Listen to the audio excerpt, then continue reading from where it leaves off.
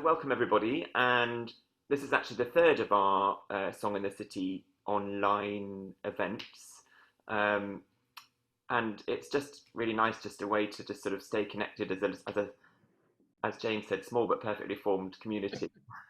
Um, what I suggest you do, you don't have to do this, is I've just switched mine, is to go to speaker view, because as people talk, you might then see who is kind of the person talking. But if you're not one of the participants, perhaps best to mute yourselves until you talk.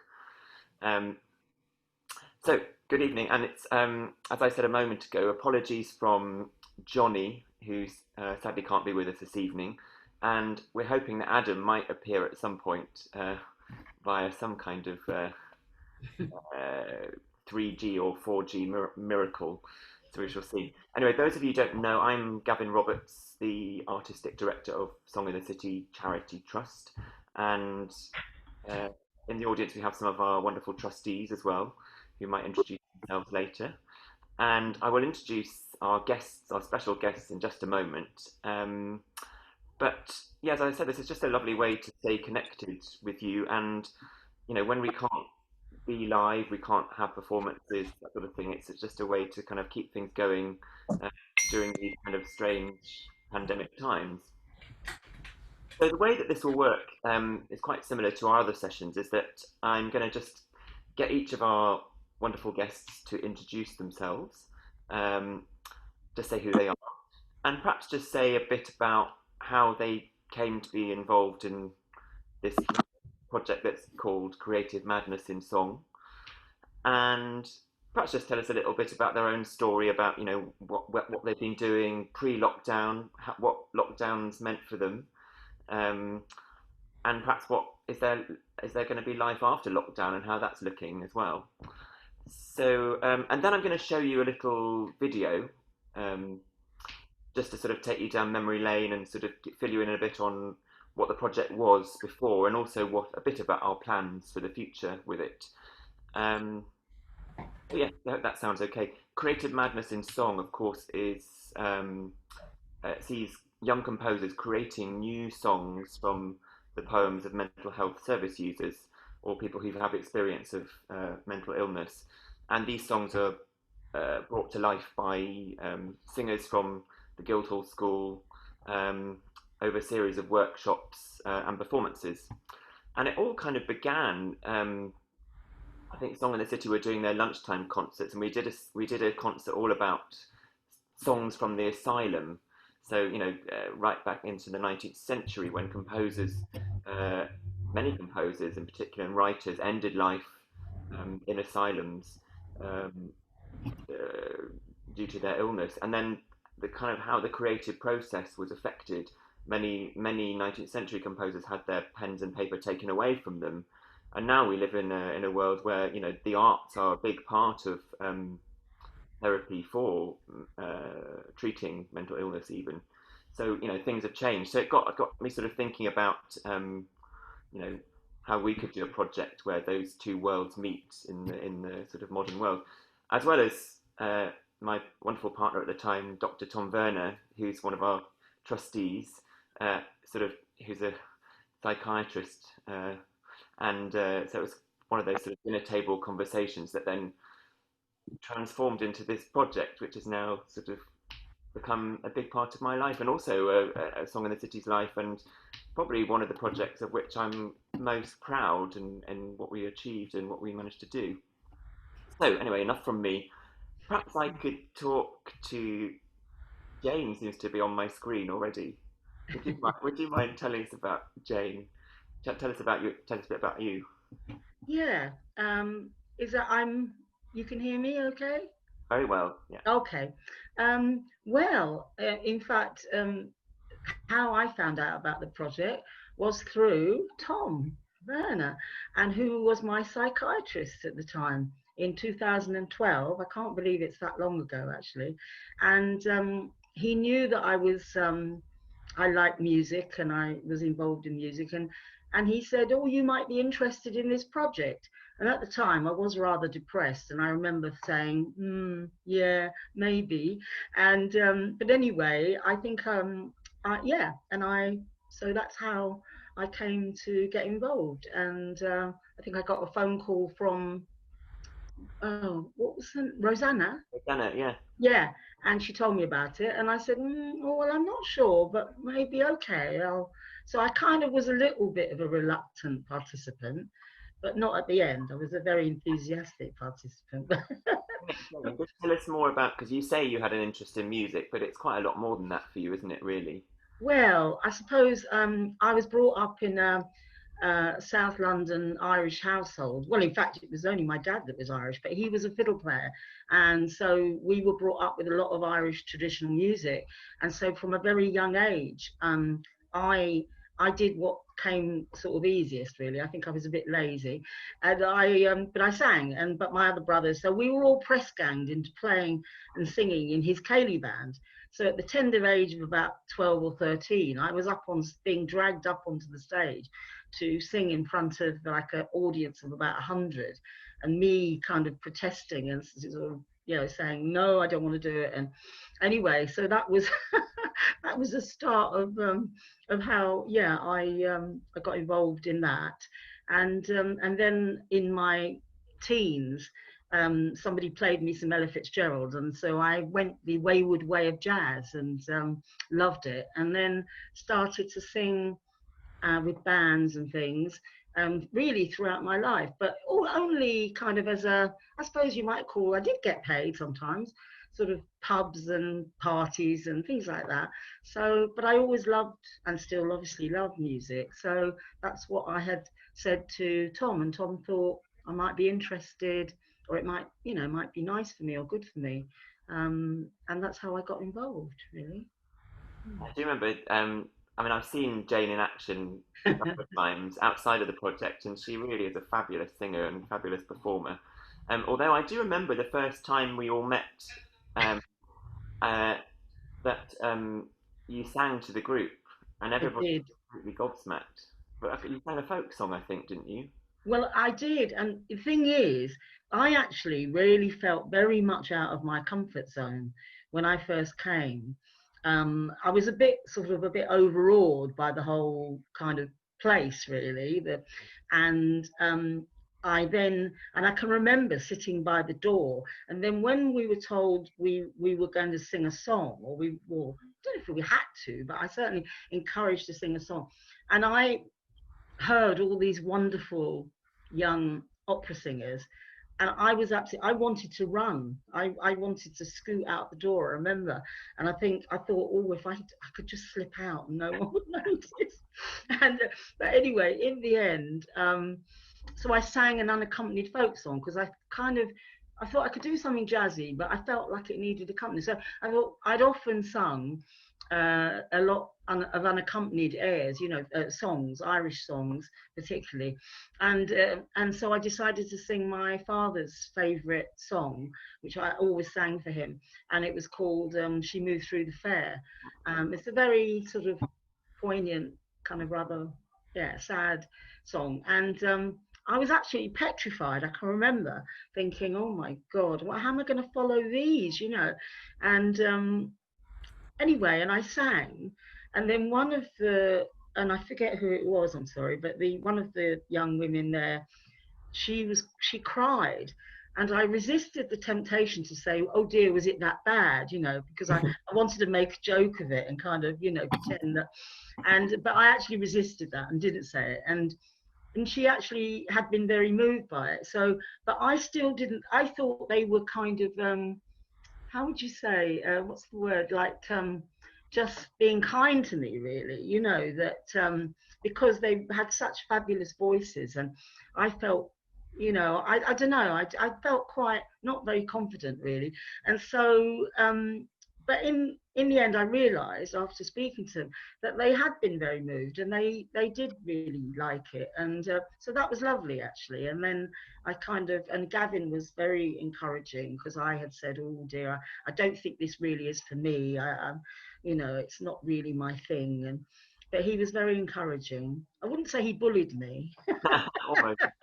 No, he encouraged me to stay, and that's, yeah, I got involved. Yeah. Brilliant. Well, more of the actual project perhaps a bit later on, but So I know that I will perhaps talk about it later. I know that the first meeting you're talking about was actually at the Guildhall School, but then Yeah, we ended up moving to the community centre right next to your house. yeah, In the end, yeah, it was a slightly yeah, unusual place, but we'll talk about that perhaps yeah. a bit later on.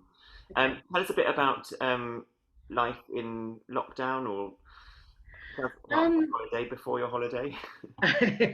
well, actually, although I'm retired, I'm very heavily involved, and I helped to set up a project for older people, of whom I'm one, and we're all volunteers that run a project called Joy, Just Older Youth, and there are 8 of us on a committee, trustees, in fact, we are, because we're a charity now, and we help to organise, as well as kind of organising the project.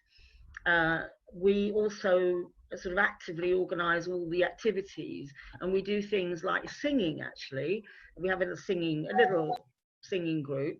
We have Tai Chi, we have crafts, we have gentle exercise, seated exercise, and we do lots of events and fundraising events. And very usually, I'm kind of press gang to sing because I'm cheap. In fact, I'm free. So no, and but one of the things that happened was all our classes, of course, had to close. Like, obviously, we were all in lockdown. And there were a lot of people who were shielding, because a lot of our members are over 70, over 80, in fact, and most have underlying health conditions, diabetes, sort of. So they were quite a lot were shielding. And quite a few of our members live alone or have been bereaved, or so we thought, how can we for us, the main thing was to keep in contact with people as much as possible. And a lot of older people, some are really good and online and Skyping, but there are many who aren't online. So we decided to do the old-fashioned dog and bone and telephone. So we sort of, all of us, made contact. We have about 160 members.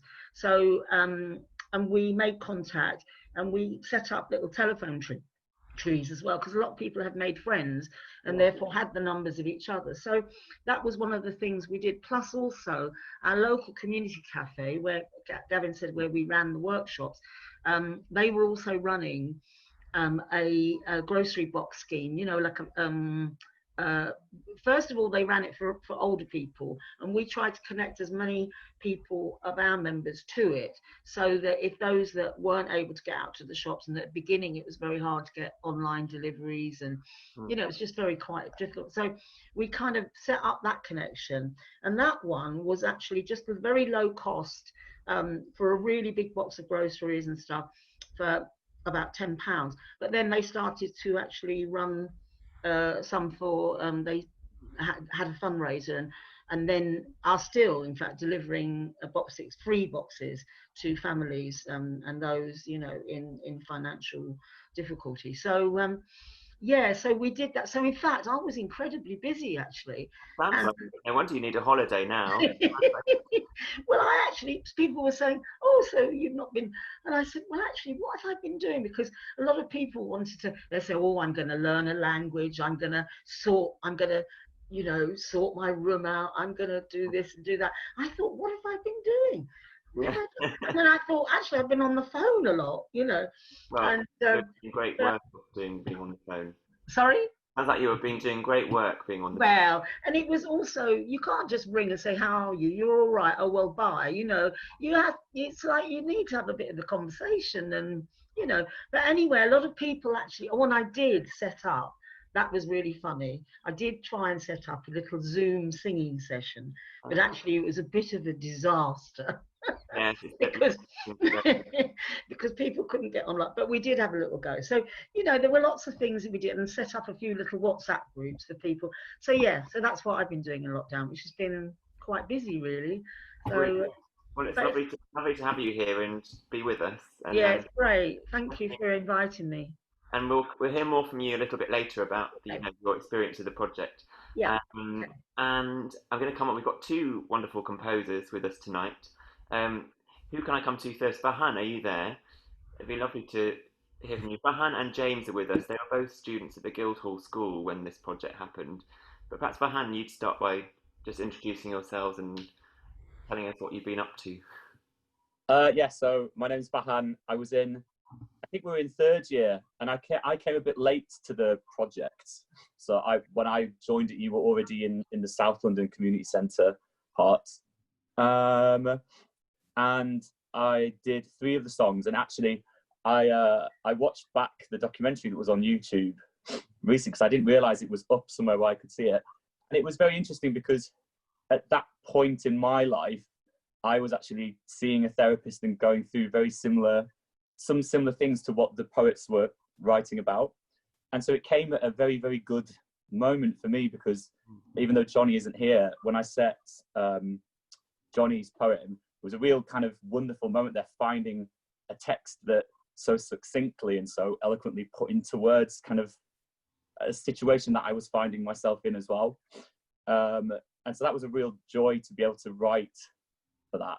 Quite a cathartic experience to have words to kind of put my own music around. It was a really, really, really lovely project to do, and it was nice to kind of look back at the kind of was during that period as well. It was interesting to have that snapshot.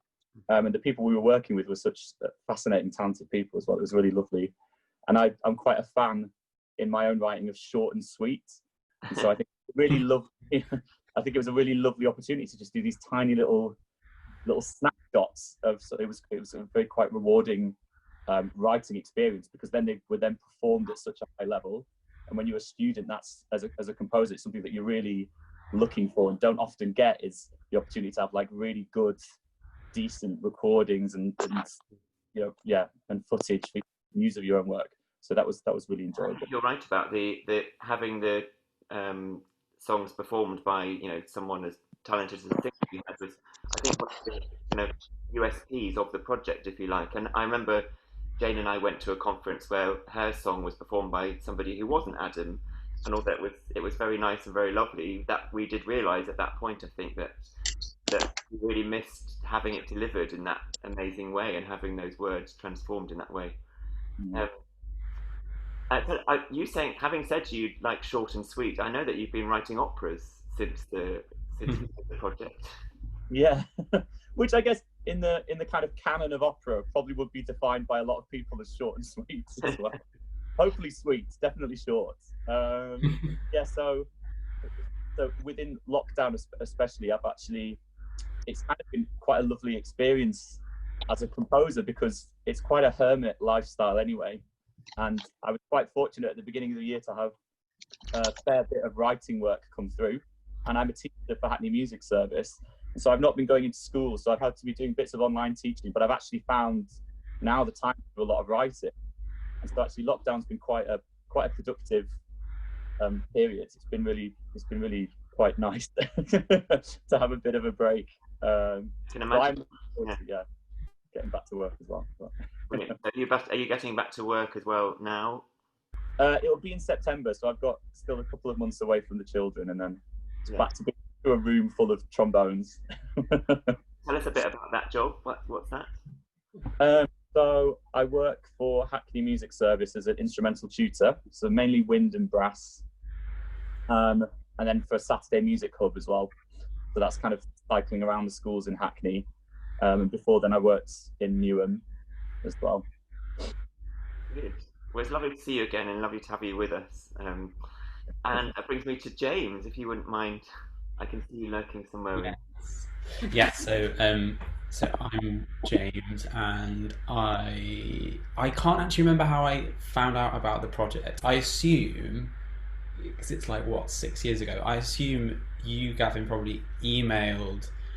And I think at that time as well, our year of composers at Guildhall were quite tight knit. So if we saw like an interesting opportunity, we kind of go, "Oh, great, let's all do it." And so I think we kind of like we jumped at it, and me and Vahan sort of ended up pursuing it. And it was, for me, it was really attractive because I'd loved singing for a long time, but I hadn't written really very much vocal music, and kind of singing and mental health, I think, have a very interesting connection, like personally and more in general as well. So, and the idea of sort of engaging with perhaps like difficult topics or uh, other people's experience as well. That's a really dangerous thing as a composer. Actually, like you have to handle it with utmost care. But I thought the challenge sounded great, and it ended up being just an amazing project in the sense of meeting people that I wouldn't ordinarily have encountered in a kind of in a sort of professional or musical setting necessarily. So it was a really cool fusion of like song, mental health, and people I might not ordinarily have kind of encountered. Yeah. It's. I know you've been carried on being busy as a composer since the project. Yeah. So I ended up doing a lot more vocal stuff. In fact, most of my work is now working with singers, and I thought it was really interesting what Jane said about hearing an opera singer for the first time and feeling quite daunted by that. And there's something about the sound of opera singers, because it's such a sort of reinforced way of singing, and it's very precise. It's very considered, and I think to be on the receiving end of that for the first time can be like quite an impactful thing. Having an opera singer sing next to you in a small space is quite but I loved also that there were different singers involved in this project. That was great for me, and that's still something that is really interesting to me in my work. Is working with different kinds of singers, and kind of being open to different ways of working with voices in opera and in song and theatre. I should just say to everybody that on the project we did have 4 composers, and 4 singers, and I think something like 7 poets. But we also had some other singers as well who were involved. I think I saw Julia creep into the audience halfway through this. It's nice to see you, Julia, as well. I know you had a sing during the project, and we're a big part of the group as well. So we might come. I might put you on the spot later, maybe. But nice to see you. James, tell us a bit about how's lockdown been for you? Have you written 10 symphonies, or how's it been going? Not at all. I think the first few months was just like complete panic and anxiety, as it probably was for many people, especially musicians. And then I'm doing fine now. Like there's actually plenty of stuff going on in inside the industry and in education as well. It just doesn't look like what any of us could have imagined, before.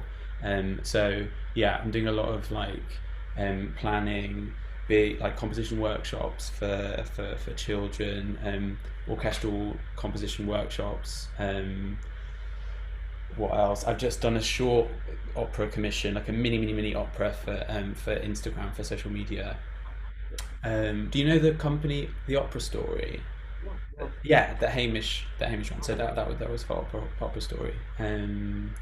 So there's that, and then there is a longer opera that I've been working on for some time, and we actually did a workshop of the libretto for that during lockdown, which was interesting. It's nice to have actually, and then echoing what Vahan was saying, it's nice to have as a composer or as a creative artist, like longer stretch of time and a little bit more breathing space to work on like longer projects or more in-depth stuff, like operas and longer form pieces. and I think something we've learned from all these Zoom sessions is that creative people, when their resources are sort of taken away from them, get more creative and start finding new solutions to things. Absolutely. Brilliant, and certainly that's what we're thinking a bit about, the rebirth of this project. How to do this kind of in the new COVID environment. But Mm-hmm. lovely to see you here. I think now might be a good time to take us down memory lane, and just say to the audience that we'll share this video, and then we'll get a bit of reaction from our participants, um, and then feel free to ask questions. Audience, you might want to put questions in the chat, and then I'll sort of fire your questions for you at various people. But do have a think about what you'd like to ask.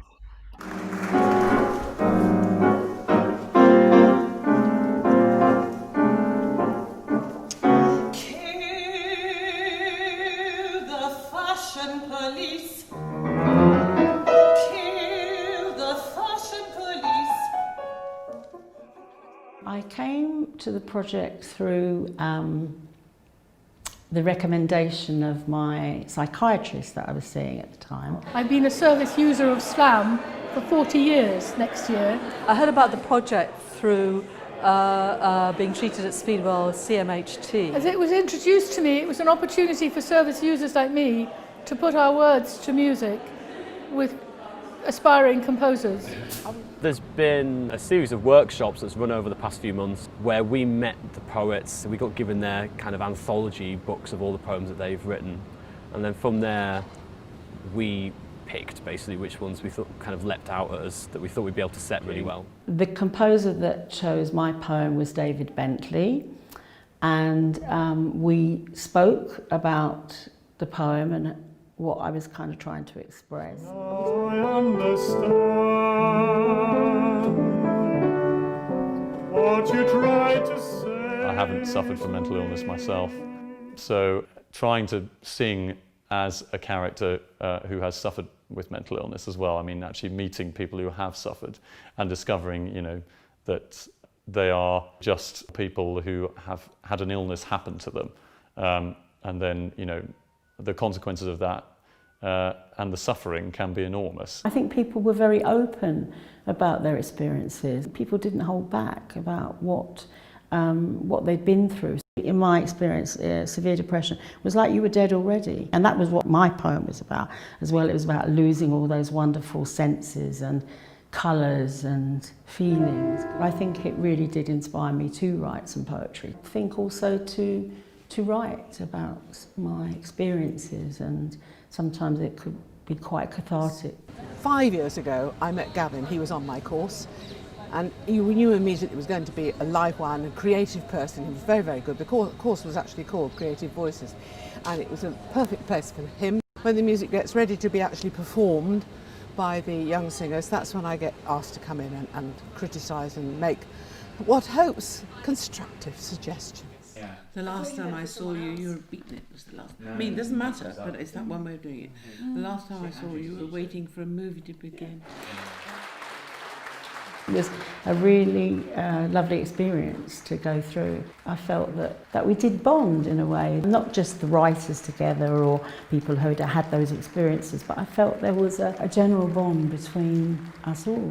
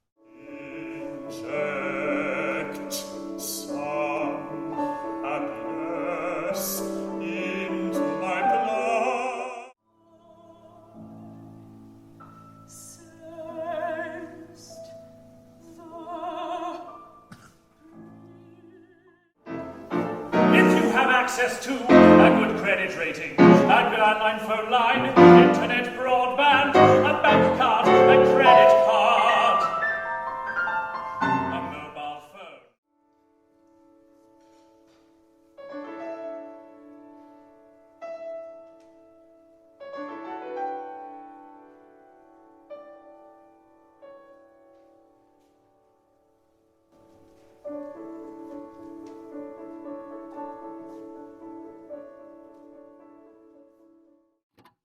Great. So that's the video. I should say it's made up of kind of excerpts of a longer documentary that was made about the project, which is about 22 minutes long, which is on the Song in the City website if you want to watch more about it.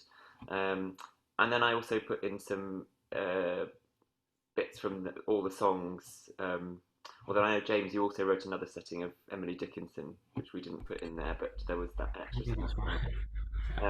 But yeah, so Jane, how was that watching to sort of reflect back?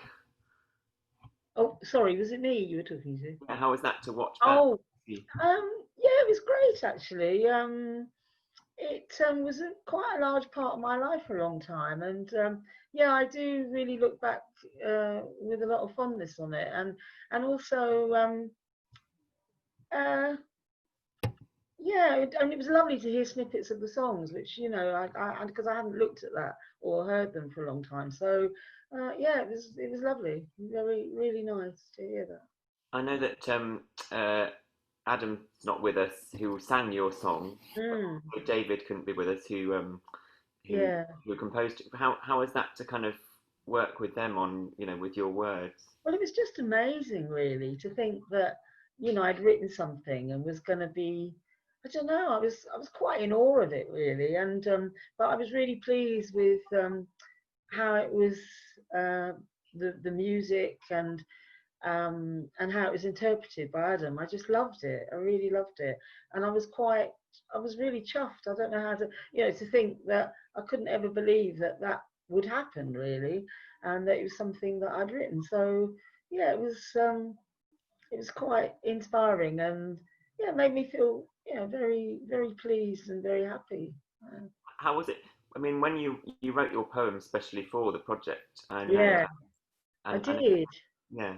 And how was it to work, with David, the composer, who, because I know that you did speak a little bit about your musical style and what you liked. Yeah, because he knew that I loved jazz and obviously, well, I mean, it was folk music as well, but really, I suppose what I'd been singing in recent years was kind of quite jazzy and bluesy. So he did include a bit of a feel of that, which I think was really worked well.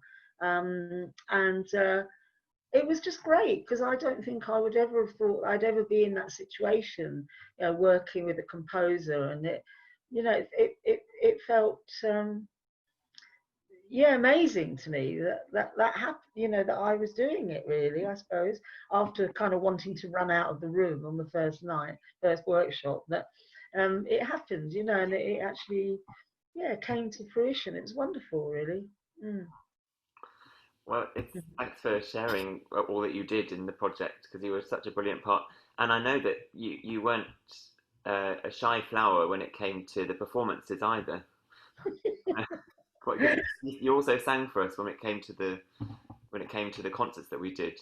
Because one thing we didn't put in that video was the first performance was at the Maudsley Hospital in the autumn. And we did a few others actually at the Royal College of Psychiatry. And in Guy's and St Thomas Chapel there's Breathe does a nice series, and I know you always made an appearance singing Nina Simone. I used to think, I think you maybe thought that was the only one I knew, because I was always just singing that song. No, but it was great. And I mean, and again, I wasn't trying to be, I was reluctant to, because when you said, oh, I want you to sing in it, I went, oh, no way, no, I'm happy to do but no. And but I wasn't trying to be moody, or I was really literally quite scared, and nervous, and being in that kind of still, with all those singers and wonderful singers. And so I gradually came round. You kind of exerted your magic or whatever, and but I was a bit reluctant, really, in many respects, but I loved it. Yeah. I know that you were a bit reluctant when we talked about it. Once the music started, you were always the life and soul, I always thought. Yeah, well, it's kind of in there. I love it, really. I do love, singing, and I always have done, really, whether it was folk but I suppose this was the first experience for me. Not that I hadn't listened to classical music or I had been to an opera, but it was the first time that I'd been involved in such a thing. and so it was just, yeah, to me it was really special actually, and it was amazing because I really, again, never thought that I would be up singing with, you know, with you all, and yeah, that was quite special. I mean, aside from Jane's wonderful Nina Simone, the performances were always a collection of some other poetry as well, which had perhaps been produced by the project, but perhaps not included as a song, but also songs that meant things to other people. And I remember Johnny Benjamin, who's not with us tonight, but he'd written a poem about Nina Simone. Yeah. Who of course has her own experience of mental illness, and that was why it tied in nicely to our sort of story. That you then you sort of overlapped with the poem slightly, Yeah. and that was nice to include. Yeah. And I know, thank you, Julia. Nice to thank you for your comments in the chat. Yes, I know that you also sang in the performances. Can you remember what it was that you sang? To put you on the spot. Oh, hello. Hello, Julia. Yeah, I decided I can't come to the park because it was nice and sunny. So nice to see everyone again after so long. Yeah. Yes, it was board free. Yeah, you gave a couple of us the choice to choose our own song, and I remember you transposed it. I think you arranged it so it could be suitable for my voice. What did that song mean to you? What was that? How was that part of your story? I think at that time, I remember not having full use of the voice. So I was going through some difficult stuff. So I thought, well, let me try and find a song that's that probably hasn't been performed for some time, but it still has a message and that people will remember it. So, and because I'm a Leo, I like lions. And that is it Joy Adams? She was part of all the sort of that community, wasn't she, of wildlife promoting. But thank you for your performance. And I know we had some fun putting it together with, I know you had a couple of sessions with Holly, I think, didn't you? Oh, yes. Yeah, I came to Guildhall, which was really nice. And I got to see the side of how the students, how they, wow, it was a very different world. It's, you know, because when you're just watching a performance, you think it's all very glamorous, but you don't really get to see behind the scenes. So, you know, having had the opportunity to go and do some practice sessions with you and Holly, it really gave me an idea of how much work really goes into performance. Yeah, well, thank you for all yeah, and the marketing. You know, there's a lot of work, preparation behind the scenes. So, no, just thank you for for giving me the opportunity. Well, that you did then as well, and it's really lovely to see you here. Yes. Thanks for joining us. I'm going to move on to. I just want to perhaps come to James. I'd love to just sort of tell us a bit about your songs and the poets you worked with and how that was. I mean, yeah, I really liked both of the texts that I had. They were they were of decent length, and Sally Owen's was particularly long, and in fact we sort of had a discussion, and I said it would be a really, really long song basically if I set all of the text, and some of the text was sort of more suited to a musical setting than other parts. So in the end I sort of did a sort of snapshot of a part of the poem, of a sort of time period almost of the poem, and kind of framed that as a song, and it was a kind of brutal cut in a way, because it actually didn't allow a resolution, which the poem gives. The poem is cathartic, and it has a sort of very resolute and optimistic endpoint, which is wonderful.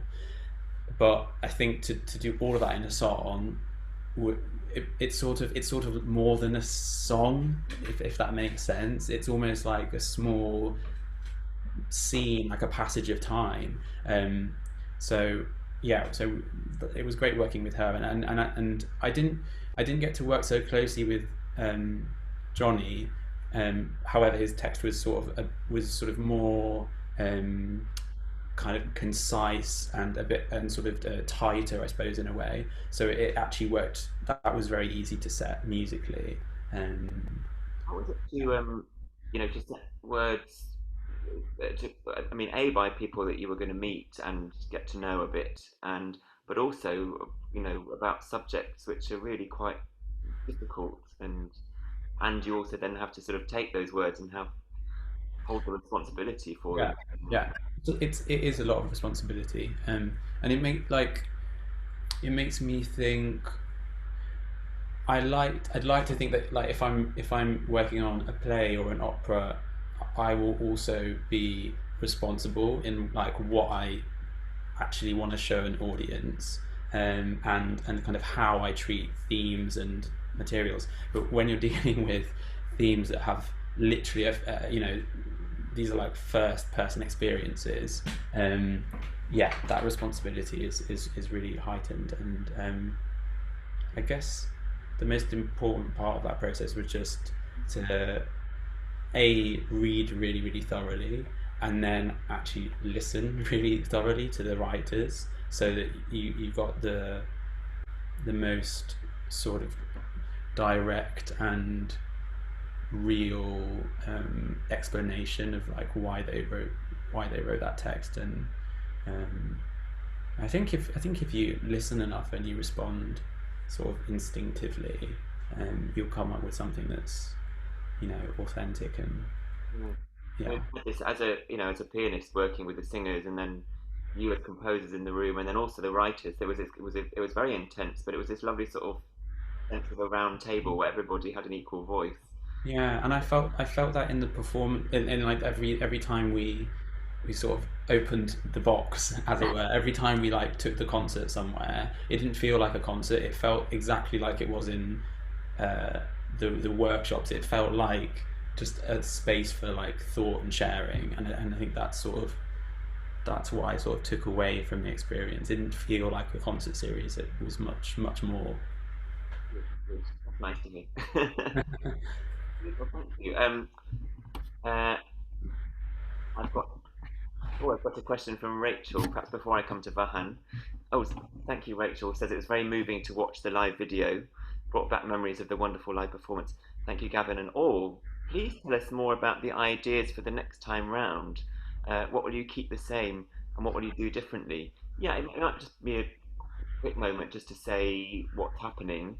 Um, yes, we did learn a huge amount from, first of all, from doing it, because it was like a leap in the dark in a way, because it was, no one had done a project like this before. And certainly will, next time we're giving more time for the actual writing of the poems is the plan. So there's more support from some Guildhall writers in particular for the poets to write, stuff for the project, especially. We're also the sessions were, in a way, the positive thing about them, that they were kind of just very informal, and they were just led by me. And in a way, I think in some ways that was quite nice, because it didn't feel formal and there was no kind of medical professional in the room. But at the same time, we at the Guildhall, we've got some wonderful music therapy students who are just fantastic at leading workshops, and so they're going to be involved in the next time round. And the Guildhall is raring to go with this next round of the project, but obviously at the moment we can't do it in the current form. But yeah, the idea is to have a bit more workshopping of fresh material, and even perhaps have a go at creating stuff in the room that then might be taken by composers or not. So yes, that's sort of what we're learning, but it's sort of just making it even more of a kind of round table. But in terms of future plans, Mind at Tower Hamlets are very keen to host us. So it'll sort of be probably based East London. But we might be picking on former writers and things, Jane, to perhaps come and talk to us, or perhaps help new writers with their experiences. But yeah, so exciting, and we're obviously, due to the way that the project deals with such sensitive subjects and information and people's work, obviously being face to face we feel is quite important, but at the same time we wondered whether we might start some online sessions to get people interested, and then probably in the new year we'll be able to actually run some proper workshops. So hopefully that answers your question, Rachel. But if anybody else has got any more questions about that future project, do fire them up. Vahan, how was it for you watching back? It was great. It made me think, actually, that I remember at the time I hadn't really written much vocal music at all, and especially not for classical voices. I'd done some musical theatre stuff in high school, and I remember I really left the process with a thought of like how relevant it made like classical music and classical songwriting seemed to me. It seemed like we were really doing something contemporary and that had point and that was doing good for people and expressing important stuff. They just felt like a very fulfilling process and an idea in the first place. So I'm really glad that it's happening again, because I can imagine there's a whole like swathe of new young writers and I guess composers as well who will really benefit from it. So I think it's definitely a legacy that needs to continue. And you just get so much out of it. I think the 3 songs that I did the text was so different, the writers were such different people. So working with 3 very, very different writers and very, very different poems was such an amazing opportunity to really stretch your kind of, just be flexible in your writing and express very, like Kill the Fashion Police is the opposite mood in every way to Melancholy as a piece of text, and also the poets themselves are very different characters. And there is, I think sometimes, the composer's put up on a pedestal and like the words are written, they're sent over to the composer, and then half a year later something appears and it's expected to be this perfect article straight away. Nothing's really workshopped, it is what it is.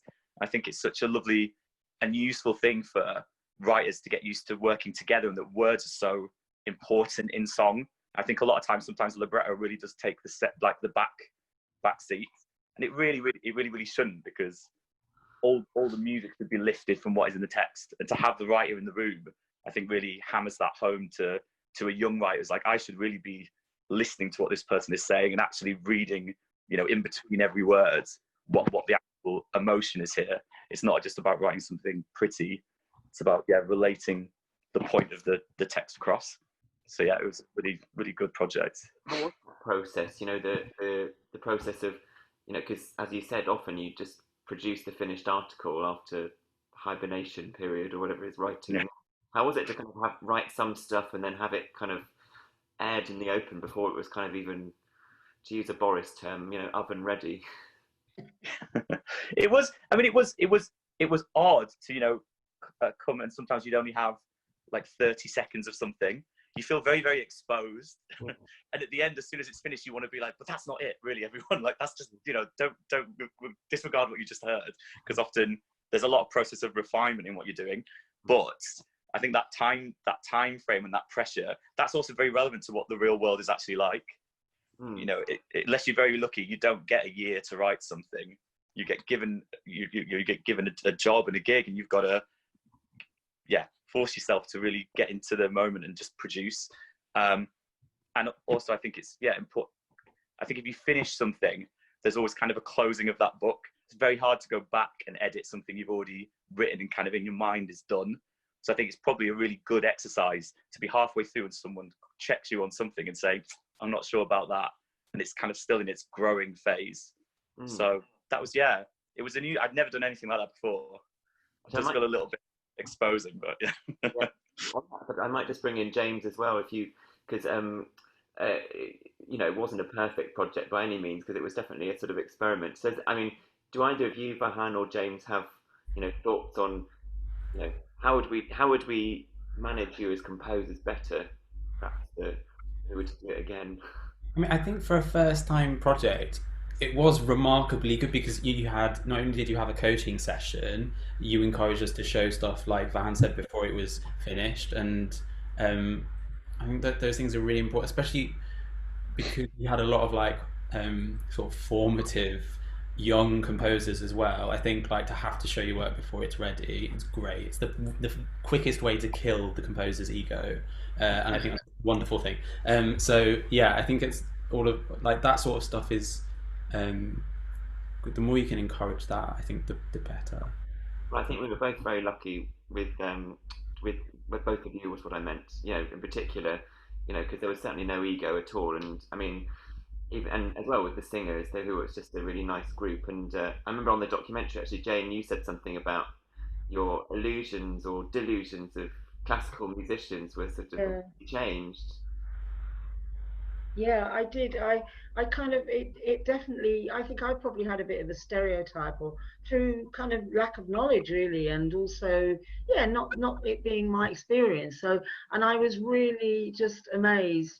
I think I had meant to say that everybody, they were just really genuinely friendly, genuinely open to, you know, to ideas. And yeah, I think it was a really genuinely collaborative effort, and that was really nice to feel that what people were listening to you, and taking your views as important. And I don't know, and there was nobody with any ego as far as I could see anyway. And you know, that they obviously, we have a, you know, we want to do our best, but I just thought it was more like that really than actually. Yeah, it was a lovely, yeah, it was a great experience actually. And I think it really felt collaborative, and that what you contributed towards that, and that was a great thing. Yeah. Brilliant. And it did sort of change my stereotypes, I suppose, of classical musicians or composers or singers. It definitely, yeah, it opened my eyes really. And I want to just ask you one final question. Have you written anything else since? I have a little bit here and there, but I don't think anything is as inspiring as, I think actually being in the group and being part of it in that first session actually. I think that was, I have a little bit here and there, but nothing I think quite as powerful really. So that was and that was good for me, because I didn't really want to go, I didn't even want to think about that time in a way. I wanted to just go on, and it made me do that, and it actually, but something really positive came out of it. So that was powerful. Good. Well, I'm realizing it's now 5 to 8, so even though we're small in number, we've had a great chat. And I can't see any more questions in the chat. So unless anybody else wants to quickly raise a hand or say anything else, I just want to thank Jane, Vahan, James in particular, Julia for being here. I know Tom is here. I don't know if Tom, if you wanted to say something about the project and it being, I know you talk about it as being your conception and baby a little bit as well. Yeah, well, you delivered it. You and Rosanna, essentially. But it's a great way, I think, to process things through writing, and I think we got some. I mean, we haven't really in the film. What's not in is the. Oh, by the way, I put the link in of the film because maybe people haven't seen it yet fully. Is for example, Jamara's song about the sectioned, so someone who has been, you know, committed to hospital, and it really opened my eyes actually of, you know, the way I work and what it means for other people in certain situations. So I was, yeah, I mean, it was for me also, although I tried not to be too close because I thought it would not be helpful. It was really nice to see how what happened and then also how it affected me. That's really interesting from a psychiatrist's point of view, and I know that's something that was echoed by some of the psychiatrists that saw our presentation we did at the Royal College of Psychiatrists, that said it really made them sort of reflect a bit on their own practices. Great. I think on that note, I think I will, unless there are any more questions, I can see David Blazey's here. It's just popped up on my screen, but I just want to say a quick hello to David Blazey, and also a big thank you as well, because... Yeah, can I just say something quickly? People probably don't really think about where the financial support for these things comes from. the project was supported by the Maudsley charity that I worked for at the time. And it came at a really good time, I think, from my point of view, because we'd had a spate of good projects where people were participating in one way or another. And quite a lot of them were creative projects involving dance, music, drama, and so on, but also some different things like football and trapeze and so on. And I did a bit of analysis of what it appeared that people were getting out of those projects. And one of the things that you mentioned, Gavin, was the fact that it wasn't facilitated by mental health professionals, but by professionals in their own field, which was the subject matter of the project. And the things that came out top, I think, were, and Jane's mentioned quite a few of these actually in her own discussion there. The thing about working as part of a team, the interpersonal relationships with other participants and with facilitators, and the idea of collaborating, being a partner in the creative process and making a valued contribution, and having the will to succeed in responding to a realistic challenge, and being able to sign up to the project and stay with it, that commitment is really important, and engendering some kind of positivity, so having something to look forward and being optimistic about the outcome, and the confidence of believing in your own potential, the communication aspect, being able to listen and express yourself, the sheer enjoyment of it, the peer support, working with other people, and working with people who care. So responding to the qualities of the facilitators, I think that's a really important part of it. Being more connected, experiencing being part of a community, and then the aspect of pride, having a sense of achievement and being involved in that. And finally, the really important thing, I think, is having a positive identity. So you see yourself not as a user of mental health services, but you see yourself as a poet or a singer or a composer or whatever. So all in all, a really fantastic, worthwhile project, and it'd be great to see some more. Thank you very much, and thank you for saying all those things to us so concretely that allows us to sort of realise what those outcomes were. That's really great, and huge thanks, of course, for supporting it financially. You know, believing in us to do this kind of leap in the dark a little bit. But we're so pleased that it's going forward now as well. Right. And great to see you. Thank you. So thank you very much. Thank you, James. Thank you, Vahan. Thank you, Jane, Julia, Tom, David, everybody, all our wonderful trustees. And I hope we'll see you again face to face, if not online, before too long. Take care. Bye. Bye.